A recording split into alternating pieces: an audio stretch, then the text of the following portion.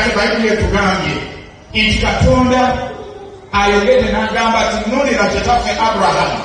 Katonda yamuyita.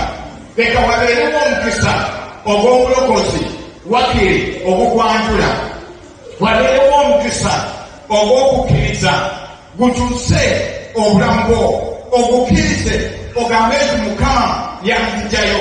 And some of us ku lw'embeera ze tuyitamu oluusi waliwo we tutuuka ne twegomba abantu abo be twavaamu. Tubeegomba tugamba nti kale olaba gundi mwewaawo talaamera kulokoka naye laba ali mu bulamu obulungi, ali mu bulamu obulungi obunsingako, tannaba kutuuka mu bulamu obulungi obusinga obulamu bwo. Yesu yeebazibwe. Bwekkiriza Katonda baliyo tugamba ayimusa abaavu okubajja mu nfuufu n'abatuuza n'abaki n'abalangira.